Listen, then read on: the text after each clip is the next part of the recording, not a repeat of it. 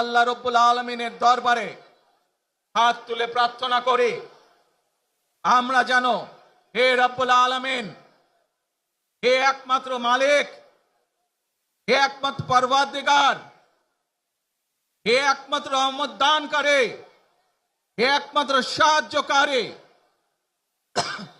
আজ আপনি যদি আমাদেরকে রহমত দেন, তাহলে আমরা এই দেশের মানুষ কঠোর পরিশ্রম করার মাধ্যমে আমাদের প্রত্যাশিত বাংলাদেশকে গড়ে তুলতে পারবো। আজ যদি আল্লাহর রহমত এই দেশ এবং এই দেশের মানুষের পক্ষে থাকে, আল্লাহর সাহায্য, আল্লাহর দয়া এই দেশের মানুষের উপরে, এই দেশের উপরে থাকে, ইনশাআল্লাহ আমরা আমাদের প্রত্যাশিত বাংলাদেশ গড়ে তুলতে সক্ষম হব। প্রিয় ভাই বোনেরা, আজ আসুন আমরা সকলে মিলে প্রতিজ্ঞা করি যে ইনশাআল্লাহ আগামী দিনে দেশ পরিচালনার দায়িত্বে যারা আসবে, আমরা সকলে নবী করিম সাল্লাল্লাহু আলাইহি সাল্লামের যে ন্যায়পরায়ণতা, সেই ন্যায়পরায়ণতার আলোকে আমরা দেশ পরিচালনার সর্বোচ্চ চেষ্টা করব। প্রিয় ভাই বোনেরা, আজ আপনারা জানেন এখান থেকে আমি আমার মা দেশনেত্রী খালেদা জিয়ার কাছে যাব।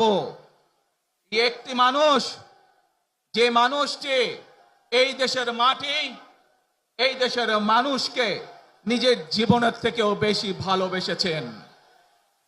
তার সাথে কি হয়েছে আপনারা প্রত্যেকটি মানুষ সে সম্পর্কে অবগত আছেন। সন্তান হিসাবে আপনাদের কাছে আমি চাইবো, আজ আল্লাহর দরবারে আপনারা দোয়া করবেন যাতে আল্লাহ ওনাকে তৌফিক দেন, উনি যাতে সুস্থ হতে পারেন। প্রিয় ভাই বোনেরা, সন্তান হিসাবে আমার মন আমার মায়ের বিছানার পাশে পড়ে আছে সেই হাসপাতালের ঘরে, কিন্তু সেই মানুষটি যাদের জন্য জীবনকে উৎসর্গ করেছে, অর্থাৎ আপনারা এই মানুষগুলোকে, যাদের জন্য দেশনেত্রী খালেদা জিয়া জীবন উৎসর্গ করেছেন, নিজের জীবন, সেই মানুষগুলোকে আমি কোনোভাবেই ফেলে যেতে পারি না। এবং সেজন্যই আজ হাসপাতালে যাবার আগে আপনাদের প্রতি সহ টেলিভিশনগুলোর মাধ্যমে যারা সমগ্র বাংলাদেশে আমাকে দেখছেন, আপনাদের সকলের কাছে কৃতজ্ঞতা প্রকাশ করার জন্য আজ আমি এখানে দাঁড়িয়েছি আপনাদের সামনে।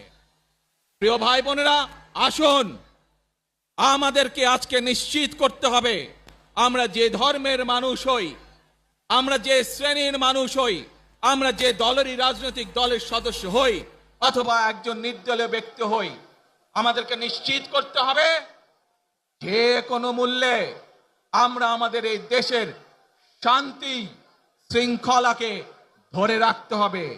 যে কোনো মূল্যে যে কোনো বিশৃঙ্খলাকে পরিত্যাগ করতে হবে। যে কোনো মূল্যে আমাদেরকে নিশ্চিত করতে হবে যাতে মানুষ নিরাপদ থাকতে পারে। শিশু হোক, নারী হোক, পুরুষ হোক, যে কোনো বয়স, যে কোনো শ্রেণী, যে কোনো পেশা, যে কোনো ধর্মের মানুষ যেন নিরাপদ থাকে, এই হোক আমাদের চাওয়া আজকে।